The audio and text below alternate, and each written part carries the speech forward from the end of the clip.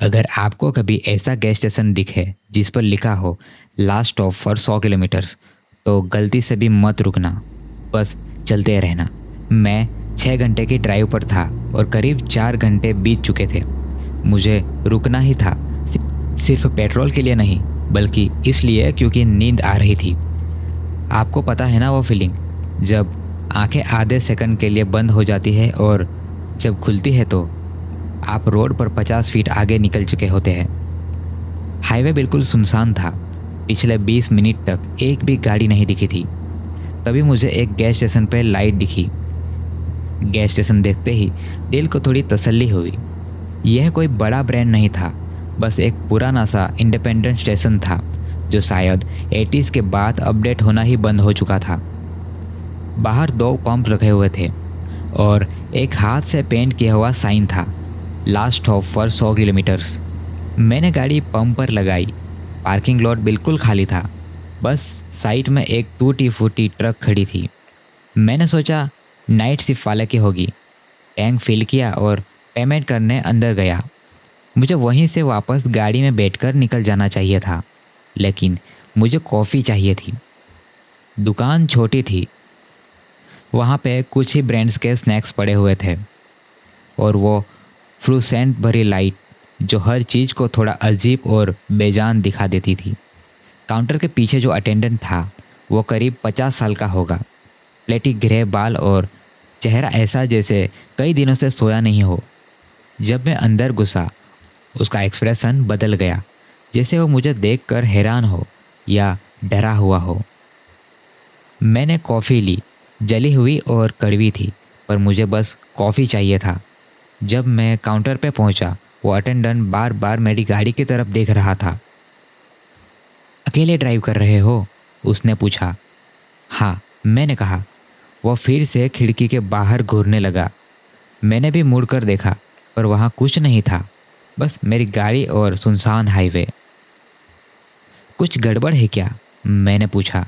उसने मुझे कुछ देर देखा, फिर चुपचाप एक नैपकिन मेरी तरफ बढ़ा दिया। उस पे लिखावटी हैंडराइटिंग में कुछ लिखा था, तुम्हारा पीछा किया जा रहा है, वापस अपनी गाड़ी में मत जाना। मैंने घूरा। ये क्या मजाक है? उसने अपने होठों पर उंगली रख ली। आवाज़ नीचे, वो मॉनिटर देखो। उसने काउंटर के पीछे लगा एक छोटा सा पुराना CTR मॉनिटर की तरफ इशारा किया। उस पे पार्किंग लॉट का ब्लैक एंड वाइट फीड चल रहा था। मेरी गाड़ी वहीं थी और कोई मेरी गाड़ी के बगल में खड़ा था। उसे देखकर मेरा दिल बैठ गया। वो फिगर लंबा था, काले कपड़े पहने हुए, पैसेंजर साइड में, और वो खड़ा होकर दुकान की तरफ देख रहा था। मैं तेज़ी से घुमा और खिड़की के बाहर देखा। वहाँ कोई नहीं था। पार्किंग लॉट खाली थी, सिर्फ मेरी गाड़ी खड़ी थी। मैंने वापस मॉनिटर देखा। वो फिगर अब भी वहाँ थी। व्हाट द हेल, मेरे मुंह से निकला। यह सीधा देखने पर नज़र नहीं आता। अटेंडेंट की आवाज़ काँप रही थी। सिर्फ कैमरे में दिखता है। मुझे नहीं पता वो क्या है, पर मुझे पता है कि उन लोगों के साथ क्या होता है जो बाहर जाते हैं जब वो इंतज़ार कर रहे होते हैं। उसने धीरे से काउंटर के नीचे से एक फ़ोल्डर निकाला। वो मिसिंग पर्सन्स की न्यूज़ कटिंग्स थी। बॉडीज़ मिली थी हाईवे पर, बिना कोई छूट के, बस हार्ट फेल हो गया था। पिछले 8 महीनों में 4 लोग, वो बोला। मैंने फिर से मॉनिटर देखा। वो साया अब हिल गया था। अब वो ड्राइवर के साइड दरवाजे के पास खड़ा था। ये कब तक रहता है? मैंने पूछा। सूरज निकलने तक। अगर तुम अंदर रहोगे तो सेफ हो, वो अंदर नहीं आ सकते। मैं बहस करना चाहता था, लेकिन जो मेरी आंखों के सामने था उसे जुटला भी नहीं सकता था। मैंने रुकने का फैसला किया। अटेंडेंट ने डोर लॉक कर दिया। ताकि तुम डर के मारे कोई बेवकूफ़ी ना करो, उसने कहा। मैं वहीं स्टूल पर बैठ गया, मॉनिटर को घूरता रहा। हर थोड़ी देर में वो फिगर गाड़ी के और पास आ रहा था। रात के तकरीबन 3 बज चुके थे। डर अब धीरे धीरे लॉजिक में बदल रहा था। मेरा दिमाग सिचुएशन को प्रोसेस करने की कोशिश कर रहा था। मैंने कॉफ़ी लेते हुए और एक बार मॉनिटर पर नज़र डाली। वो फिगर अब बिल्कुल गाड़ी के बोनेट के पास थी, लेकिन तभी मेरी नज़र एक चीज़ पर गई। स्क्रीन पर जो गाड़ी दिख रही थी वो बिल्कुल परफेक्ट थी, चमकते हुई डार्क पेंट में। लेकिन मेरी गाड़ी परफेक्ट नहीं थी। 2 हफ्ते पहले मेरी गाड़ी का रिवर्स करते वक्त पोल में ठोक दी थी। मेरे रियर बम्पर पर एक बड़ा सा डेंट था और ट्रंक पर मेरी छोटी बहन ने मजाक में एक ब्राइट ऑरेंज स्टूडेंट ड्राइवर का स्टिकर चिपका दिया था। मैंने स्क्रीन के पास जाकर ध्यान से देखा। मॉनिटर वाली गाड़ी पे कोई डेंट नहीं था, ना कोई स्टिकर था, क्योंकि वो मेरी गाड़ी थी ही नहीं। वो कोई और जेनरिक डार्क सीडान थी जो मेरी गाड़ी जैसी दिख रही थी। फिर मेरे उतने में ध्यान टाइम स्टैम्प पर पड़ा जिस पे 11:47 हो रहे थे और एक्चुअल में टाइम बज रहे थे 3:20। यह देखते ही मेरा खून ठंडा पड़ गया। वो कोई लाइव फुटेज नहीं था, वो बस एक रिकॉर्डिंग थी। एक लूप चल रहा था किसी और गाड़ी का, किसी और रात का, और ये सब हो रहा था सिर्फ मुझे डरा कर रखने के लिए। है मैंने अपनी आवाज़ नॉर्मल रखने की कोशिश की। इसका टाइम गलत क्यों है? इस मॉनिटर में तो 11:47 हो रहे हैं। अटेंडेंट जो अपने हाथ में एक भारी सी फ्लैश लाइट पकड़े हुए था एकदम से रुक गया और कहा, वो ख़राब है। वो जल्दी से बोला, घड़ी सालों से ख़राब है। मैं घूमा और उसकी आंखों में देखा। और वो गाड़ी? मैंने पूछा। स्क्रीन वाली गाड़ी पर वो डेंट नहीं है जो मेरी गाड़ी पर है। वो मेरी कार है ही नहीं। मेरा इतना कहते ही उसका चेहरे से डर का नकाब उतर गया। उसकी जगह एक ठंडी पथरीली हंसी ने ले ली। बड़े ध्यान से देखते हो तुम? वो बोला। ज़्यादातर लोग इतना डर जाते हैं कि उन्हें यह सब नहीं दिखता। उसने फ्लैश लाइट हवा में उठाई। तुम्हें डरा हुआ ही रहना चाहिए था, कम दर्द होता। मैंने ये सुनते ही इंतज़ार नहीं किया। जैसे ही उसने भारी फ्लैश लाइट मेरे सर पर मारने चाहिए, मैं नीचे झुका और पोटैटो चिप्स का पूरा रैक उस पर दे मारा। वो लड़खड़ाया और पीछे गिरा। मैं दरवाजे की तरफ भागा, लेकिन वो लॉक था। मैंने दीवार से फायर एक्सटिंग्विशर निकाला और पूरी ताकत से कांच पे दे मारा। कांच चकनाचूर हो गया और दरवाज़ा टूटने का ज़ोर से आवाज़ आई। मैं टूटे हुए कांच के बीच से कूद गया। मेरे जंप करते ही मेरे हाथ पैर छिल गए, लेकिन मुझे परवाह नहीं थी। मैंने अपने गाड़ी की तरफ भागा।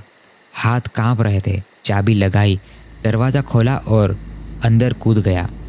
जैसे ही मैंने लॉक किया, वो अटेंडेंट बाहर भागता हुआ आया, हाथ में एक टायर आयरन लेते हुए। मैंने ज़ोर से एक्सीलेटर दबाया। गाड़ी चीखती हुई हाईवे पर चढ़ गई। मैं नेटवर्क में आते ही पुलिस को फ़ोन कर दिया। उन्हें वो अटेंडेंट वहीं मिला। वो फोल्डर में जो विक्टिम थे वो उसकी ट्रॉफीज़ थे। वो फेक घोस्ट टेप चला रहा था, लोगों को डर के मारे अंदर रोकने के लिए, ताकि जब वो सो जाए तब उन्हें मारा जा सके। मैं अब बिल्कुल सेफ हूँ, लेकिन मैं आज भी अंधेरे में सो नहीं पाता, क्योंकि जब मैं गाड़ी भगा रहा था मैंने रियर व्यू मिरर में देखा था वो अटेंडेंट पार्किंग लॉट में खड़ा था और चिल्ला रहा था। लेकिन गैस स्टेशन पर दूसरी तरफ उस टिमटिमाते हुए साइन के नीचे मैंने कुछ और देखा था।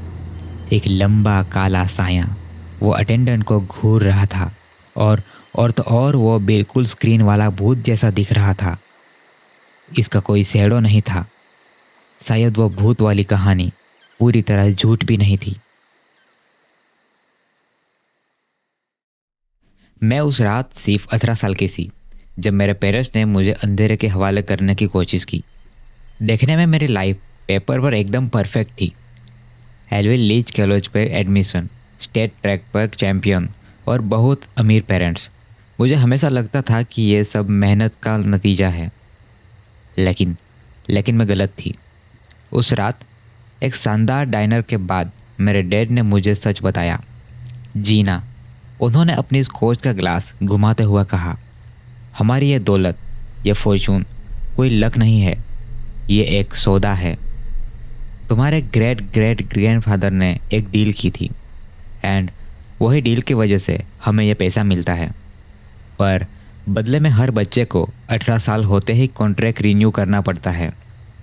साइन करोगी तो ऐश करोगी, न मना करोगी तो ये पूरा परिवार सब कुछ खो देगा। मुझे लगा ये कोई गंदा मजाक है, जब तक मैं स्टडी रूम में वापस नहीं गई अपने घर पर। वहाँ जो आदमी बैठा था वो अंधेरे में छुपा कोई मॉन्स्टर नहीं लग रहा था। वो तो एक नॉर्मल गार्ड स्टूडेंट लग रहा था। कार्डिजन पहने हुए मेरे डैड की डेस्क पर बैठा हुआ था, लेकिन उसकी आंखें गलत थी। पुराने सिक्कों जैसा अजीब सा गोल्ड रंग के थे उनकी आंख। चलो इसे लंबा नहीं खींचते हैं, उस डीलर ने बोर होते हुए कहा। पेपर साइन करो और पैसे रखो, या फिर मत करो और अपनी फैमिली को सड़ते हुए देखो। उसने मेरी तरफ एक भारी हड्डी जैसा सफ़ेद फॉर्चून पेन बढ़ाया। उस पेन से एक अजीब सी वाइब्रेशन आ रही थी जिससे मेरे दांतों में दर्द होने लगा। पास में एक कांच की प्लेट रखी हुई थी, ब्लड इंक। उसने कैजुअली कहा, स्टैंडर्ड प्रोसीजर है। उसने लोहे की पकड़ से मेरा हाथ पकड़ा और वो पेन मेरी उंगली में चुभा दिया। दर्द बहुत तेज था, सिर्फ कोट नहीं बल्कि नसों में बर्फ जमने जैसा ठंडा दर्द हुआ। मेरा खून उस प्लेट में गिरा और काला होकर उबलने लगा। साइन कर, उसने ऑर्डर दिया। कमरे की हवा भारी हो गई थी, दम घुट रहा था। मेरी माँ दरवाजे पर खड़ी थी, मुझे फुसफुसा कर कह रही थी कि साइन कर दो। मैंने कॉन्ट्रैक्ट को देखा, मैंने उस डीलर के घमंडी चेहरे को देखा और मुझे समझ आ गया ये कोई तोहफा नहीं था, ये एक पत्ता था, एक लाश थी जो मेरे गले में बांधने वाले थी। साइन कर, वो घुर्राया। उसका इंसानी चेहरा फटने लगा और नुकीले दांत दिखने लगे, जैसे वो कंट्रोल कर रहा हो। पेन पेपर के ऊपर मंडरा रहा था। मैंने आंखें बंद की और अपनी सालों की ट्रैक ट्रेनिंग याद की। स्टार्ट लाइन से भागने वाली वो एक्सप्लोसिव पावर। साइन करने के बजाय मैंने उस बॉर्न वाइट पेन को दोनों हाथ से पकड़ा और पूरी ताकत से नीचे मारा। पेपर पर नहीं, सीधा डीलर के हाथ पर। मेरे एक वार से डीलर के हाथ के आर पार हो गया वो पेन। रिएक्शन फ़ौरन हुआ और वो बहुत ख़तरनाक हुआ। पेन ने सिर्फ जख्मी नहीं किया, वो उसकी खाल में पवित्र आग की तरह जलने लगा। डीलर ने ऐसी चीख मारी कि कमरे की खिड़कियां टूट गई। तेरी ये हिम्मत, वो चीखा। तूने मेरे इस सील मेरे ही खिलाफ यूज़ की। ज़मीन से तेज रोशनी निकली, कमरा घूमने लगा। डीलर धूल और राख में बदलकर गायब हो गया, जैसे कोई इनविजिबल हवा उसे उड़ा के ले गया हो। और मैं बेहोश हो गई। जब मेरी आँख खुली तो वो जा चुका था, पेन भी गायब था। मेरे पेरेंट्स ने मुझे दिलासा नहीं दिया, उन्होंने मुझे बद्दुआ दी और वो बद्दुआ सच हो गई। अगले एक साल में मेरा पैसा गायब हो गया। डैड पैसों की फ्रॉड के चक्कर में जेल चले गए। मॉम ने शराब में खुद को ख़त्म कर लिया। मैंने अपने स्कॉलरशिप, दोस्त और वो परफेक्ट फ्यूचर सब खो दिया। मैंने 2-2 जॉब्स किए, कम्युनिटी कॉलेज गई। मैं पूरा जीरो से अपनी लाइफ बनाई। मुश्किल था, थका देने वाला था, पर जो था मेरा अपना था, मेरे अपने मेहनत का था। मेरी एक बेटी हुई, लिली। वह बॉर्न लकीली नहीं थी, उसका मैथ ज़्यादा ही कमज़ोर था। ट्रैक टीम में आने के लिए उसे बहुत मेहनत करनी पड़ी, लेकिन वो खुश थी। मुझे लगा मैं जीत गई, मुझे लगा वो डील टूट चुकी है। कल लिली 18 साल की हुई। हमने छोटा सा केक काटा। कोई डीलर नहीं आया, कोई कॉन्ट्रैक्ट नहीं था। लेकिन आज सुबह मुझे लिली पोर्च पर मिली। उसके हाथ में एक छोटा सा ब्लैक बॉक्स था जो दरवाजे पर रखा था। मॉम, वो डरी हुई आवाज़ में बोली, ये आपके लिए आया है। मैंने बॉक्स खोला। अंदर वही हड्डी जैसा सफ़ेद फॉर्चून पेन रखा था। उसकी टीप पर अब भी वो काला उबलता खून लगा था। उसके नीचे क्रीम कलर के पेपर में एक छोटा सा नोट था। हैंडराइटिंग बहुत एलिजेंट और शार्प थी। जीना, तुमने दौलत ठुकरा दी, यह तुम्हारा हक था, लेकिन तुमने मुझे सेरेमोनियल ऑब्जेक्ट से मारा, यह मेरी बेइज्जती थी। तुमने कर्ज चुकाया नहीं, अब मैं कर्ज और इंटरेस्ट दोनों लेने आ रहा हूँ। आज रात मिलते हैं। मैंने ऊपर अपनी बेटी की तरफ देखा, उसकी आंखें बदल रही थी। वही खौफनाक पुराने गोल्ड सिक्कों जैसा रंग। डील ख़त्म नहीं हुई थी, वो बस इंटरेस्ट बनने का इंतज़ार कर रही थी।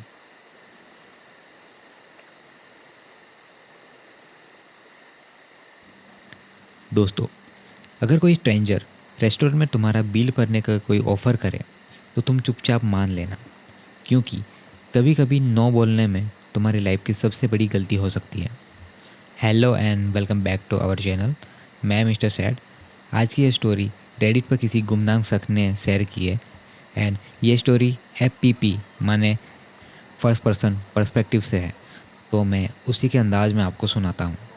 मैं मिडवेस्ट के एक पुराने से डाइनर में वेटर का काम करता हूँ। वैसे वैसे तो लाइफ मेरी बोरिंग है, पर कुछ हफ्ते पहले जो हुआ उसने मेरी नींदें उड़ा दी है। एक शाम डाइनर में अच्छी खासी भीड़ थी। मैं ऑर्डर लेने में बिजी था। अचानक मेरी नज़र कॉर्नर वाले बूथ पर पड़ी। वहाँ एक औरत बैठी थी। सबसे अजीब बात उस लेडी की ये थी कि मैंने उसे अंदर आते हुए देखा ही नहीं। यूजुअली जब भी कोई दरवाज़ा खोलते अंदर आता है तो वो टिंग टिंग वाली बेल बजती है, पर इस बार सन्नाटा था। शायद वो आई हो और मैंने ना सुना हो, ये भी हो सकता है, लेकिन सच बताऊं तो मैंने नहीं सुना था। मैं ऑर्डर लेने के लिए गया। उसने मेरी तरफ पीठ करके बैठी थी। उसके बाल मानो पुराने ज़माने के स्टाइल में बंधे हुए थे, just like old fashion girl, जैसे कि old black and white movies में होते हैं। एंड वो बैठने का तरीका काफ़ी अजीब था। वो काफ़ी स्टील मतलब बिल्कुल भी हिल नहीं रही थी। मान लो जैसे कि कोई पत्थर की मूर्ति हो। जैसे ही मैं घूमकर उसके सामने गया, मेरी सांस मानो अटक गई। मेरा पेन हाथ से गिर गया। मुझे एक सेकंड के लिए ऐसा लगा जैसे कि वो औरत सांस नहीं ले रही थी। उसका चेहरा सूखा हुआ था, उसकी स्किन एकदम सुर्खीन लग रही थी और होंठ उसके थोड़े से खुले हुए थे। चेस्ट में कोई भी मूवमेंट नहीं, बट इनमें से सबसे डरावनी थी उनकी आंखें। वो बिना पलके झपकाए सीधे आगे देख रही थी। मुझे उस टाइम पर ऐसा लग रहा था जैसे मैं कोई लाश को देख रहा हूँ। उसको देखते ही मुझे अजीब सा फील हुआ। ओह गॉड, मैं डर के मारे पीछे हट गया। तभी उसने अपनी गर्दन घुमाई। उसकी आवाज़ मानो किसी घिसी हुई पुरानी टेप जैसी थी। उसने कहा, बस एक कॉफ़ी चाहिए। उसने पलकें झपकाई, मतलब वो जिंदा थी। मैंने लंबी सांस ली। उसके बाद मैं तुरंत बोला, जी जी बिल्कुल। शुगर या मिल्क? उसने रोकते हुए कहा, ब्लैक। मैंने दौड़ के तुरंत कॉफ़ी लाया। जब वापस आया तो फिर से वो स्टैचू बनी हुई थी। बिल देने का टाइम आया तो उसने $50 का नोट रखा। मैं बोला, मैम सिर्फ कॉफ़ी थी, मेरे पास इतने चेंज नहीं हैं। उसने मेरी तरफ देखा और कहा, रख लो। वो जो फैमिली सामने बैठी है ना, उसका भी बिल इसमें से काट लेना। मैंने उस फैमिली की तरफ देखा। वो कस्टमर्स हमारे रेगुलर कस्टमर्स थे। हस्बैंड वाइफ डिवोर्स थे, लेकिन हर संडे बच्चों के लिए यहाँ मिलते थे। वो लोग अच्छे लोग थे। मैंने औरत से कहा, आप कितनी अच्छी हैं, थैंक यू। वो बिना कुछ बोले उठ के चली गई। उसके जाने के बाद सब मानो नॉर्मल हो गया, लेकिन मैं जब उस फैमिली को बताया कि उसका बिल उस लेडी ने पे कर दिया है तो उस टाइम पर वो खुश तो हुए, पर कंफ्यूज भी थे। उसके बच्चे ने कहा, कौन सी लेडी? वहाँ तो कोई नहीं बैठा था। मुझे अजीब लगा, पर मैंने इग्नोर कर दिया। उसके बाद 2 हफ्ते तक ऐसा कुछ भी नहीं हुआ। तो अब नॉर्मल ज़िंदगी जैसे पहले चलती थी। 2 हफ्ते बाद रात के तकरीबन 12 बज रहे थे। डाइनर ऑलमोस्ट खाली था। मैं काउंटर साफ कर रहा था। फिर वही हुआ, बेल नहीं बजी। मैंने सर उठा के देखा तो वही ओल्ड लेडी उसी बूथ पे बैठी थी। वही सन्नाटा, वही मूर्ति जैसी पोज। मैं फिर से डरते डरते पास गया। मेरे दिमाग में आया कि मैं उस फैमिली के बारे में पूछूं, क्योंकि उस दिन के बाद वो रेगुलर कस्टमर दिखते ही नहीं थे। जैसे ही मैं पास पहुंचा, उस औरत या बोल लो लेडी ने अचानक से ज़ोर से सांस ली। मुझे एक टाइम पे ऐसा लगा जैसे वो लेडी सांस लेना भूल गई हो और मुझे देख के अचानक वो एक्टिंग कर रही हो, या फिर याद आ गया हो उसको सांस कैसे लेते हैं। बिना मेरी तरफ देखे वो लेडी बोली, कॉफ़ी ब्लैक। मैं कॉफ़ी लेने गया ही था कि दरवाज़ा की घंटी बजी, टिंग टिंग। मेरा दोस्त चार्लोस अंदर आया। चार्लोस मेरा बॉस का फ्रेंड था। चार्लोस बड़ा मस्त बंदा है। हम बातें करने लगे। उसने बताया कि उसने एक नया कुत्ता एडॉप्ट किया है। उसने फ़ोटोज़ दिखाई। मैंने हंस के कहा, चार्लोस भाई बुरा मत मानना, पर यह दुनिया का सबसे बदसूरत कुत्ता है। इसको रेबीज है क्या? वो हंसने लगा। उसने कहा, नहीं बे, स्किन इन्फेक्शन है। बेचारों को कोई नहीं ले रहा था, इसलिए मैंने ले लिया। बातों बातों में मुझे याद आया कि मैं उस लेडी को कॉफ़ी देना भूल गया हूँ। तो मैं फटाफट कॉफ़ी लेके उसके पास गया। उसने कॉफ़ी को हाथ भी नहीं लगाया, बस एक $20 का नोट टेबल पर रखा। ये उस अच्छे लड़के के बर्गर के लिए है। उसने चार्लोस की तरफ इशारा किया और वो उठ के जाने लगी। मैंने उसे पीछे से आवाज़ लगाई, मैम रुकियो तो सही, आप क्यों सबका बिल? तभी तभी पीछे से चार्लोस चिल्लाया, ओए किससे बात कर रहा है तुम? मैं पलटा, फिर वापस देखा। बूट खाली था, औरत गायब। चार्लोस मुझे घूर रहा था। पागल हो गया है क्या? वहाँ कोई नहीं था, तू अकेला हवा में बातें कर रहा है। लेकिन मेरे हाथ में $20 का नोट अब भी था। इसका मतलब वो लेडी सच में थी वहाँ पे। मैंने चार्लोस से कहा, छोड़ भाई, आज बर्गर हाउस की तरफ थे। चार्लोस खुश हो गया, बर्गर खाया और निकल गया। उसने कहा, लेट हो रहा है, चलो मैं जाता हूँ, बाय। इसी तरह ये रात ख़त्म हो गई। अगली सुबह जो खबर मिली, मेरे पैरों से ज़मीन खिसक गई। मेरा बॉस सुबह सुबह आता है और मुझे बताता है, पता है कल क्या हुआ? चार्लोस को किसी ने गोली मार दी। मैंने कहा, क्या? मैं चिल्लाया। बॉस ने कहा, हाँ, वो घर जा रहा था, किसी ने मैगिंग की कोशिश की और चार्लोस लड़ा उससे और उन्होंने सर पे उसको गोली मार दी। मेरा दिमाग मानो सुन सा पड़ गया। बॉस ने आगे कहा, डॉक्टर्स बोल रहे थे बचना नामुमकिन है, अगर बच भी गया तो वेजिटेबल बन जाएगा। मैं बुरी तरह हिल गया था, पर मेरे दिमाग में एक ख्याल आया, क्या इसका उस ओल्ड लेडी से कोई कनेक्शन है? क्योंकि वो फैमिली, वो भी गायब थी। क्या उसके साथ भी कुछ बुरा हुआ था? मैंने सोच लिया था, अगली बार जब वो औरत आई तो मैं उसे किसी का भी बिल पे नहीं करने दूंगा। पता नहीं ये क्या मनहूसियत थी, जिसका बिल वो भरती है उसके साथ बुरा होता है। पता नहीं क्यों वो आज दोपहर को वापस आई। लंच टाइम हमेशा की तरह ख़त्म हो चुका था। डाइनर में बस गिने चुने लोग थे, हमेशा की तरह।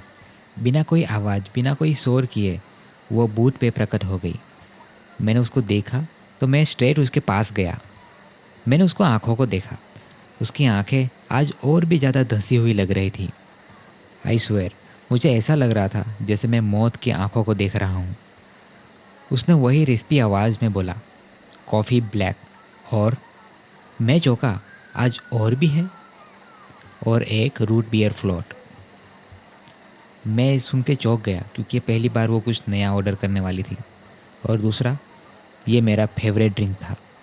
इसे कैसे पता?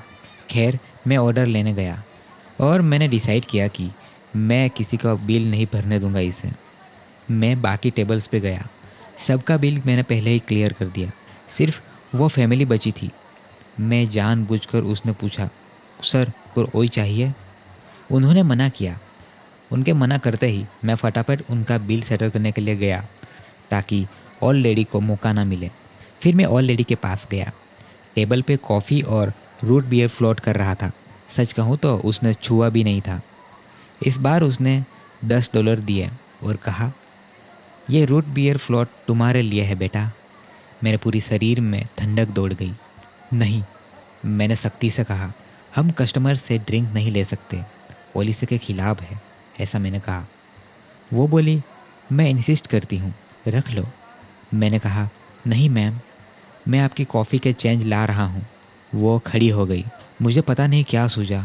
मैंने अपनी पॉकेट से वॉलेट निकाला और $10 निकाले। मैंने कहा, रुकिए मैम, आज मैं पे करूँगा, आपकी कॉफ़ी और मेरा ड्रिंक्स दोनों मेरी तरफ से। ये सुन के ही उसके शकल पे पहली बार कोई एक्सप्रेशन आया, गुस्सा। उसने कहा, जो गिफ्ट दिया जा रहा है उसको स्वीकार करो। नहीं, मैंने जीत पकड़ ली। मैंने वो $10 का ज़बरदस्ती नोट उसके सूखे ठंडे हाथों में थमा दिए और कहा, आज मेरी ट्रीट है। उसने एक गहरी ठंडी सांस छोड़ी और चली गई। जैसे ही वो चली गई, मुझे बहुत ठंडा और रिलीफ फील हुआ। मुझे लगा, चलो आज मैं किसी को बचा लिया। मैंने सोचा शायद मैंने आज कर्ज तोड़ दिया था। थोड़ी देर बाद दरवाजे की घंटी बजी, टिंग टिंग। मैं देखकर हैरान रह गया। वो रेगुलर कस्टमर और रेगुलर फैमिली वापस आ गई थी। वो लोग जिंदा थे। मैं भाग के उसके पास गया। मैंने फटाफट से उनको कहा, सर, मैम, आप लोग कहाँ थे इतने टाइम तक? हस्बैंड ने बताया, अरे पूछो मत, लास्ट टाइम जब हम मिले थे, याद है बहुत बारिश हो रही थी। हमारी कार हाईवे पर स्कीड हो गई थी। हमारी कार गार्ड रेल तोड़ के नीचे गिर गई थी। कार पूरी तरह पलट गई थी। वाइफ ने कहा, पुलिस ने कहा कि यह किसी चमत्कार से कम नहीं है। हम सब जिंदा बच गए। हम इतने टाइम तक ट्रॉमा में थे, इसलिए हम बाहर नहीं आ रहे थे। मैं स्टनित था। चमत्कार? तभी मेरा फ़ोन बजा। फ़ोन पे दूसरी तरफ मेरा बॉस था। वो बिल्कुल खुशी से चिल्ला रहा था, बेटा, गुड न्यूज़ है, चार्लोस कोमा से बाहर आ गया। बुलेट उसको दिमाग को छू कर निकल गई। डॉक्टर्स बोल रहे हैं वो पूरी तरह ठीक हो जाएगा। It's miracle. ये सुन के मेरा फ़ोन हाथ से छूटे छूटे बजा। दिमाग में सारे पीसेस जुड़ने लगे। वो औरत मौत नहीं लाती थी, वो तो मौत को रिश्वत देती थी। जब उसने फैमिली का बिल भरा, उसका एक्सीडेंट हुआ, पर वो बच गए। जब उसने चार्लोस का बिल भरा, उसे गोली लगी, पर वो बच गया। वो बिल असल में उनकी जान की कीमत थी, एक ट्रांजैक्शन। उसने पैसे दिए, मौत ने छोड़ दिए। और आज उसने मेरी ड्रिंक की पैसे देने की कोशिश की थी, लेकिन मैंने तो मना कर दिया। सिर्फ मना ही नहीं, मैंने उसे पे किया। मैंने अभी ये टाइप करते हुए महसूस किया कि डाइनर के बाहर स्ट्रीट लाइट बंद हो गई। बहुत गहरा अंधेरा है, मुझे घर जाना है, पर मैं डाइनर से बाहर कदम रखने की हिम्मत नहीं जुटा पा रहा। मैंने अपनी प्रोटेक्शन रिजेक्ट कर दी दोस्तों, और मुझे लगता है मौत अब हिसाब बराबर करने के लिए आ रही है। तो कहानी यहाँ तक ही थी। इतना ही। ये जो रेडिट का यूज़र है, इसने यहाँ तक ही पोस्ट किया था, उसके बाद कोई नया पोस्ट नहीं है। आई डोंट नो उसके साथ क्या हुआ। काफ़ी क्रीपी कहानी है।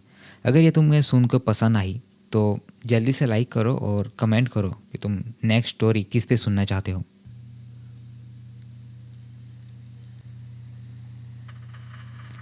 अगर कोई आपको पिज़्ज़ा डिलीवर करने के पर घंटे $30 दे तो खुश मत हो जाना, वहाँ से तुरंत भाग जाना, क्योंकि इस जॉब में लेट होने की सज़ा सैलरी कट नहीं, सीधा मौत है।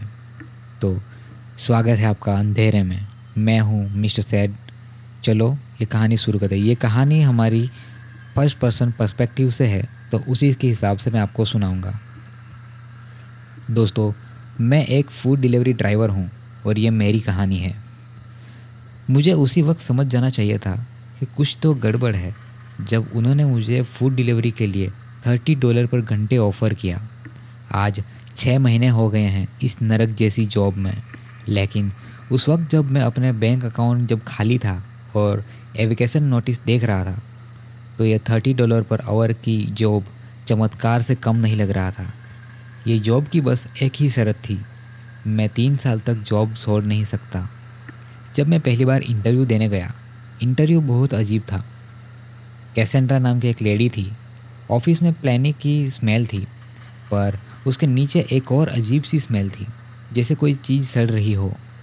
उन्होंने मुझे कुछ नहीं पूछा, बस एक कॉन्ट्रैक्ट आगे कर दिया। कैसेंड्रा, पैसा बहुत अच्छा है, काम मुश्किल है, कुछ अजीब चीज़ें दिखेंगी, बस रूल फॉलो करना और तुम सेफ रहोगे। मैंने चुपचाप से साइन कर दिया, बिना पढ़े, बिना सोचे समझे। यह मेरी सबसे बड़ी गलती थी। फर्स्ट डे मुझे वेयर हाउस में भेजा गया। वहाँ मार्कस नाम का सुपरवाइज़र मिला। उसने मुझे एक बैग, फ़ोन और एक लाल किताब दी। मार्कस, इसे पढ़ लो, हमेशा साथ रखना और रूल्स को स्ट्रिक्टली फॉलो करना। कोई हीरोपंती दिखाने की कोई ज़रूरत नहीं है। पिछले लड़के का क्या हुआ हमें भी नहीं पता। बुकलेट का नाम था first class courier delivery procedure manual, और अंदर लिखा था, हम किसी भी जिंदा चीज़ के लिए डिलीवरी करते हैं। मुझे लगा मजाक है, पर मैं गलत था। मेरा पहला ऑर्डर 2:47 पे आया। Location Ignis hospital, 13th floor, room number 000। यह सब तो ठीक था, लेकिन प्रॉब्लम यह थी कि वो हॉस्पिटल 15 साल से बंद पड़ा हुआ था और वहाँ सिर्फ 12 फ्लोर्स थे। मैंने बुकलेट चेक की, रूल साफ थे। रूल नंबर 1, मेन गेट से मत जाओ, पीछे के लोडिंग डॉक से जाओ। रूल 2, स्टेज से सेकंड फ्लोर जाओ, लिफ्ट यूज़ मत करना। रूल 3, रूम नंबर 666 को ढूंढो और 13 बार नॉक करो। रूल नंबर 4, फिर रूम नंबर 333 ढूंढो और 13 बार नॉक करो। रूल नंबर 5, फिर वापस स्टेज पे आओ, वहाँ एक नई सीढ़ी दिखेगी जो पहले नहीं थी। ऊपर जाओ, अंधेरा होगा, टॉर्च मत जलाना। मेरे बैग में क्या था? एक कच्चा रॉ मीट जो बिल्कुल खून में लथपथ था। स्मेल से उल्टी आ रही थी। मैं वहाँ पहुँचा। हॉस्पिटल एकदम शांत था, कोई आवाज़ नहीं। मैंने रूल्स फॉलोज किए। रूम नंबर 666 पे 13 बार नॉक किया और अंदर से किसी बाहरी चीज़ की घुटने की आवाज़ आई। फिर मैं रूम नंबर 333 पे नॉक किया। वहाँ से बच्चों को हंसने की आवाज़ आने लगी। पहले एक बच्चा, फिर बहुत सारे, और फिर वो हंसी चीखों में बदल गई। मैं वहाँ से तुरंत भागा, स्टेज के पास वापस आया, और जैसे ही मैं स्टेज के पास वापस आया, वहाँ एक सच में सीढ़ी थी जो पहले नहीं थी। वो सीढ़ी बिल्कुल ऊपर अंधेरे की तरफ जा रही थी। जैसे जैसे मैं ऊपर चढ़ा, ठंड बढ़ने लगी थी और सांसें जमने लगी थी। वहाँ रूम नंबर 13 था। मैंने डरते हुए दरवाज़ा खोला और बैग अंदर रख दिया। वहाँ का फर्श वो नॉर्मल नहीं था, वो गर्म था, और तो और वो हिल भी रहा था जैसे किसी जानवर की मसल हो। मैं वहाँ से पलट के भागा। पीछे से चबाने की और ग्रोइंग की आवाज़ आने लगी थी। जैसे मैं अपने कार के पास गया और कार में बैठा, मेरे मोबाइल में एक मैसेज आता है, डिलीवरी कन्फर्म, $87.50 डिपॉजिट। उसके बाद 3 दिन बाद मुझे एक दूसरा ऑर्डर आया। ये तकरीबन रात के 11, साढ़े 11 या 12 बज चुके थे। लोकेशन था ब्लैकस्टोन कैस्टल। लेकिन हैरानी की बात थी, इस बार रूल थोड़े अलग थे। पहला रूल, कार नहीं ले जा सकते। वेयर हाउस के पीछे स्टेबल है, वहाँ से पेशेंट नाम की घोड़ी लेनी है। रूल नंबर 2, जंगल के रास्ते से जाना है। रूल नंबर 3, रास्ते में आवाज़ आएंगी पर किसी की तरफ देखना नहीं है। रूल नंबर 4, कैस्टल के पीछे बीच में एक कुआं है, उसमें डिलीवरी डालनी है। स्टेबल में पेशेंट मेरी वेट कर रही थी। मैं सच कहूँ तो वो बहुत समझदार घोड़ी थी। जैसे ही हम जंगल में गए, जैसा कि रूल्स में कहा गया था, अजीब चीज़ें शुरू हो गई। आवाज़ें आने लगी। एंड हैरानी की बात यह थी कि ये मेरी माँ की आवाज़ थी। वो आवाज़ ऐसे मिमिक कर रही थी, एरिक बेटा कहाँ जा रहे हो? एरिक प्लीज़ मुझे एक बार देख लो, तुमने मुझे मरने के लिए छोड़ दिया था। सच बताऊँ तो जैसे ही मैंने ये आवाज़ सुनी, मैं पूरा हिल गया था। मेरा दिल टूट रहा था। मुझे पता नहीं क्यों एक गिल्ट फील हो रहा था, पर मुझे याद था कि देखना मना है। जैसे कि रूल्स में था, मैं नहीं देखा और मेरा पूरा का पूरा कोर्स अपनी घोड़ी पेशेंट की तरफ था, पेशेंट की कानों की तरफ। जब हम जा रहे थे तो मुझे ऐसा लग रहा था कि मेरे आसपास अजीब फिगर्स चल रहे हैं। और जैसे ही मैं कैस्टल पहुंचा तो मुझे ऐसा लगा कि वहाँ पे कोई पार्टी चल रही है। म्यूज़िक चल रहा था, कोई हंस रहा था, स्वॉर्ड फाइटिंग की आवाज़ें आ रही थी। पर हैरानी की बात यह थी कि वहाँ पे कोई भी दिख नहीं रहा था। ये सब आवाज़ें एक कुएं से आ रही थी। जैसा कि रूल्स में बताया था, मैंने उस बैग को कुएं में डाल दिया। कोई गिरने की आवाज़ नहीं आई, बस एक हल्की सी गूंज की आवाज़ आई जो मेरे ठीक दिमाग में गूंज गई। वो आवाज़ थी, थैंक यू। मैं वापस वहाँ से तुरंत भागा। इस बार मुझसे गलती हो गई। जैसे मैं भागा, मुझे जाते वक्त मैं गलती से पीछे मुड़कर देख लिया। एंड मैंने देखा कि कैस्टल के पीछे खिड़की में एक लंबा सा साया खड़ा हुआ था। एंड सच में उसके सर पर एक सींग थे, और तो और वो मुझे बाय कर रहा था। सच बताऊं तो ये दृश्य इतना अजीब और इतना डरावना लग रहा था, मानो मैं वहाँ 2 सेकंड भी और रुकता तो पता नहीं मेरा क्या हो जाता। काम ख़त्म होते ही मेरे फ़ोन में एक मैसेज आया फिर से, $134.50 डिपॉजिट। ये सब 2 महीने तक तो ठीक ठाक चला। फिर आया एक थिएटर वाला ऑर्डर। टाइम था तकरीबन 2:17। Location Subway station, platform number 7। I think ये सबसे ख़तरनाक था। क्यों? क्योंकि स्टेशन पर सिर्फ 6 ही प्लेटफॉर्म होते हैं। प्लेटफॉर्म 7 सिर्फ रात को 2 से 4 बजे तक ही खुलता है। वहाँ के एक अलग रूल थे। स्टाफ से बात मत करो। दूसरा, एक स्पेशल टोकन खरीदो। तीसरा, टनल के एंड में एक दरवाज़ा है, वहाँ से नीचे जाओ और जाते वक्त स्टेप काउंट करो। अगर तुम्हारे स्टेप 127 से ज़्यादा स्टेप हैं तो वापस आ जाओ। रूल नंबर 4, प्लेटफॉर्म नंबर 7 हमेशा खाली होना चाहिए। रूल नंबर 5, एक ट्रेन आएगी, उसका दरवाज़ा नहीं खुलेगा, पैसेंजर्स अंदर होंगे, उन्हें देखना मत। मैं ठीक नीचे गया, स्टेप एग्जैक्टली 127 थे। प्लेटफॉर्म नंबर 7 बिल्कुल खाली थे, जैसा कि रूल्स में बताया था। वहाँ एक पुरानी बेंच थी, मैंने अपना वाइट बॉक्स वहाँ रख दिया, जैसा कि रूल्स में बताया था। वहाँ थोड़ी देर में एक ट्रेन आती है एंड वो ट्रेन कोई नॉर्मल मेट्रो नहीं थी। जैसे मैंने देखा वो लगभग 1920s की एक पुरानी ट्रेन लग रही थी। और तो और अंदर जो लोग थे वो अलग अलग ज़माने के कपड़े पहने हुए थे, जैसे कि वर्ल्ड वॉर 2 के सोल्जर्स, विक्टोरियन लेडीज़। जैसे रूल्स में बताया था, ट्रेन वहाँ रुकी लेकिन दरवाज़ा नहीं खुला। वो लोग खिड़की पे हाथ मारने लगे, नॉक करने लगे।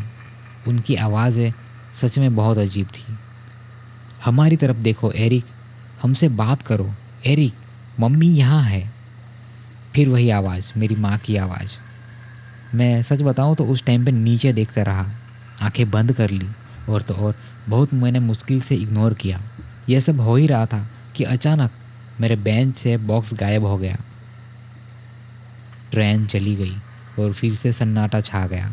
यह सब होने के बाद भी मैं वहाँ से भागा नहीं, क्योंकि रूल्स में लिखा था डोंट रन।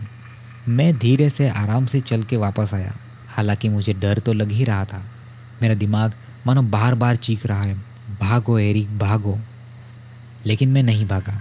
मैंने बहुत धैर्य से काम लिया और मैं बाहर आ गया। जैसे ही मैं बाहर निकला, हमेशा की तरह फ़ोन में एक मैसेज आया, $203.75 डिपॉजिट। अभी तो और भी ऑर्डर्स आने बाकी हैं। पैसे अच्छे हैं पर डर लगता है कि अगली 3 साल में ज़िंदा बचूंगा या नहीं।